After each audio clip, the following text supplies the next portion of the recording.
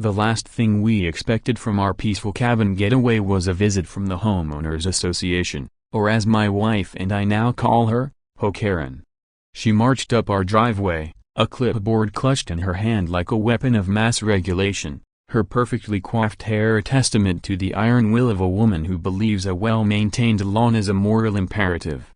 "I'm here for your annual cabin inspection," she announced, her voice as crisp and unforgiving as a freshly starched shirt. My wife, who was in the middle of a very important conversation with a squirrel about its nut hoarding habits, looked at her blankly. "Annual what now? We're on vacation." Section 7b, subsection 3, of the HOA bylaws, Karen recited, tapping her clipboard. "All cabins are subject to a yearly aesthetic and structural review to ensure community standards are upheld." My wife, a woman who considers wearing 2 socks of the same color a major victory, was not having it. "I think you'll find our cabin is in perfect harmony with its natural surroundings," she said, gesturing vaguely at a pile of firewood and the family of raccoons that had taken up residence on our porch. "It's got a certain broken bar rustic charm." Karen's face pinched. Rustic charm does not excuse a mismatched set of patio chairs or a front door that's not been repainted in the approved pine needle green since 2008.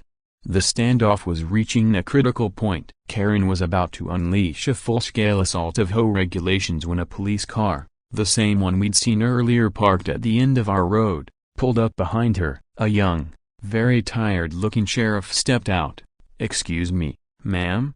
he said to Karen. "Are you Brenda Fitzwilliam?" Karen puffed out her chest. "I am. And I'm in the middle of a very important community matter." "Can this wait?" "No, ma'am," the sheriff said, pulling a folded document from his pocket. "I have a warrant for your arrest. A neighbor reported you for illegally hoarding flamingos. They said there were at least a dozen of them and they were all wearing tiny hats." The clipboard slipped from Karen's grasp and clattered to the ground. She turned a shade of pink that was definitely not an approved HOA color. "They're garden ornaments, and the hats are for special occasions," she shrieked. As the sheriff calmly read her rights, we watched Karen being led to the patrol car, a single, tiny, felt flamingo hat falling from her perfectly coiffed hair. My wife and I just looked at each other, then at the squirrel, who chattered as if to say, "See?